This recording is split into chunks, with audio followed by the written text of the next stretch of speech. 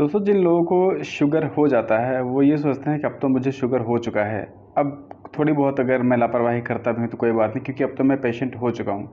लेकिन इस बात का ध्यान रखिएगा, अगर आप शुगर के पेशेंट हो भी चुके हैं तो भी इम्प्रूवमेंट की गुंजाइश होती है। उसको कंट्रोल में रखने के लिए आपको हर वो प्रयास करना चाहिए जो आपके लिए लाभदायक हो।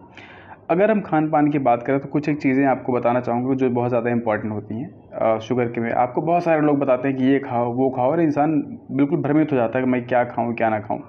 तो 3 चीज़ें ऐसी हैं जो मैं आपको बताना चाहता हूँ, क्योंकि ओट्स, ज्वार बाजरा और जौ, ये 3 चीज़ें ऐसी हैं जो कार्बोहाइड्रेट थोड़ा-सा मेंटेन रखती हैं, और जो हमारा ओट्स होता है उसमें मैग्नीशियम और प्रोटीन, ये 2 हाई लेवल पे होते हैं। ज्वार बाजरे में आपका ग्लूटेन मुक्त खाना होता है, और ओट्स जो होता है उसमें हमारा फाइबर मेंटेन होता है।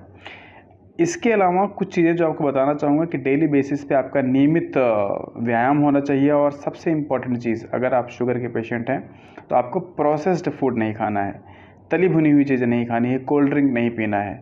इन सब चीज़ों पर अगर आप फोकस करते हैं तो डेफिनेटली शुगर आपका ज़्यादा कुछ नहीं बिगाड़ पाएगा। लेकिन अगर आप कंटिन्यूअसली इग्नोरेंस करते रहेंगे, इन चीज़ों को आप लाइटली लेते रहेंगे, तो शुगर कब आप पे एकदम से हैवी हो जाएगा आप कुछ नहीं कह सकते। इसलिए इन चीज़ों को प्लीज़ फॉलो कीजिए, आपकी लाइफ अच्छी रहेगी। Thank you.